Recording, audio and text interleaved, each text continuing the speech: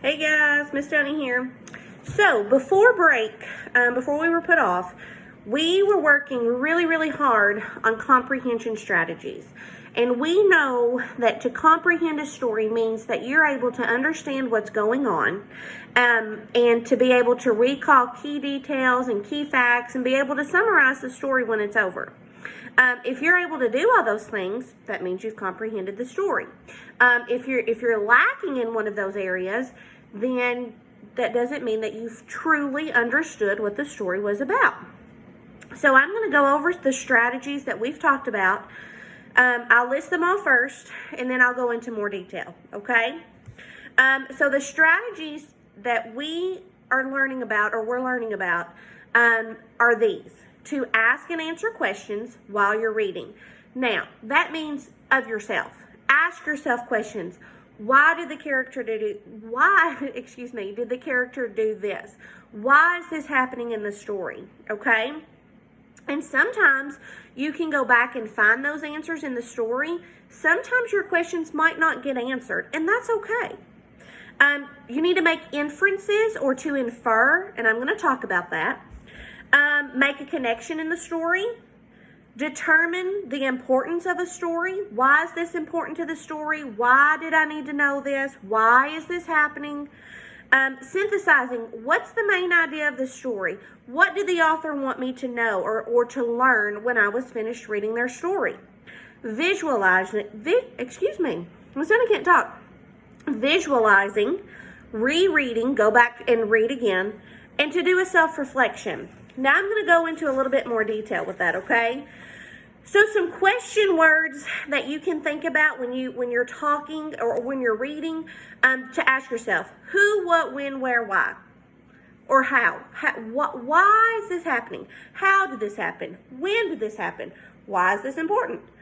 Those are questions you can ask yourself. Think about those thick questions that we've talked about. Those questions don't just have a simple yes or no answer. Usually those thick questions require some thought and sometimes some research, going back in your story to find the answer, okay? When you ask yourself these questions, you're making yourself think about the story.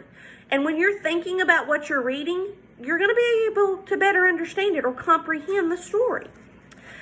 Next, making inferences, and that's a really hard word. But to infer is to make an educated guess based on the information you already know from reading the story. You think this will happen because I know at the beginning of the story this happened, or because I know this about the character. So basically, when you're making inferences about the story, you've done this all along. You just didn't know what it was called, probably. You're making predictions. You're guessing about what's going to happen in the story because you already have some information. And of course, that helps you to better understand the story. When you make a connection in the story, how can you relate to the characters in the setting? Can you imagine what that character feels like because you've lost a tooth at school before? Or you can relate to this character because you live on a farm and you know what it's like to live on a farm. When you make those connections and you get a deeper understanding of the story, you're comprehending it. Next, you determine the importance of the story. Why is this event, why did this have to happen? Why is this important? Why did the author put this in the story? Why did they think it was important? Why is this information needed about the character? Why did this happen to the character? Why is this important? When you're asking yourself these questions and determining why it's important, you're thinking about the story. And the whole time that you're thinking about the story, you're developing comprehension. You're understanding the story. Synthesizing. Hard word, simple skill. When you are synthesizing, you're saying to yourself, what is the author trying to teach me? What is the author wanting me to learn from this? Kind of like the author's message and moral of the story. When you're synthesizing, you're coming up with the main idea of the story. Why is this happening? What did the author want me to learn from this or to gain from reading their story? Visualizing is making mental images in your head of what the characters and settings might look like, okay? So you're in your head, you're picturing events, you're picturing the characters, and that kind of gets you into the story. A lot of you all, like I said, are reading chapter books right now. They don't have a lot of illustrations. They don't have a lot of pictures. But when you are able to think about and in your brain picture what the character looks like or what the setting might look like or what's happening in the story, you're getting into the story. You're developing a comprehension. Rereading. We do this all the time, but it's an awesome skill to have when working on comprehension or understanding a story.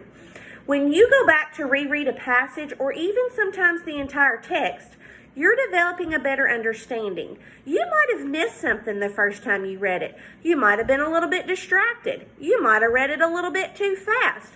But when you go back to reread something, you're developing a better understanding of it. If you're reading and you're finding yourself that you're unsure of what you just read, or you simply just can't remember what happened, go back and reread. Good readers go back and reread. It's nothing to be embarrassed about or ashamed that, oh, I had to go back and reread. Miss Downey goes back and rereads all the time. I'm afraid I might have missed something. And sometimes when I go back to reread, I get a different picture in my head, or I find out why the author thought that was important. And when I go back to reread, it helps me understand the story better. I'm giving it a second chance. And self-reflect. That's a big one. And we've really been working hard on that. A self-reflection, you're basically asking yourself, do I have any idea what just happened in this story? Or, yeah, I can totally tell you about what happened in this story. I can summarize it. I can give you key details and facts. Perfect. But if you can't do those things, go back and reread. Re-practice those comprehension strategies. Miss Downey self-reflects all the time, not just in reading. I think to myself, oh, maybe I could have done that better. But when I reread or I do a self-reflection, okay, I know what the story's talking about. I can tell you why the author wrote the story. I can tell you the characters, the setting, the major events. You need to self-reflect. And it's okay if you don't get a good self-reflection. That's what good readers do. They self-reflect. And just some key details that we've talked about and have learned about all year. Characters. Those are the people, animals, or objects in the story. Usually you have one or two main characters, which is what the story is mainly about. And you should be able to describe the characters, not only what they might look like, but also their personality. How does the character act? The setting, which is when and where does the story take place? And you can describe the setting in several different ways. You can describe where it's at. Is it inside? Is it outside? If it's inside, what's it inside? Is it inside a box? Is it inside a house? Is it inside a barn? If it's outside, are you in a forest? Are you in a lake? Are you at a river? You can talk about the weather. What's it doing? Is it sunny? Is it cloudy? Is it raining? Is it storming? And what time of day is it? Is it happening in the morning? Is it at the afternoon? Is it at nighttime? All those things describe the setting, okay? And then major events in the story. What happened in the story and why was it important? Why did the author put this event in the story? What happened? What big thing happened that might have totally changed the story? Okay? So next meeting, we're going to talk about the mysterious visitor, our passage. This is a leveled passage. So you might have some tricky words, but you should definitely be able to read it. We're going to read the story. We're going to popcorn read with each other. It's going to be a little different because we're online. That's okay. And then Miss Downey's going to ask you some comprehension strategies. I'm going to test you to see if you're using these strategies. Okay?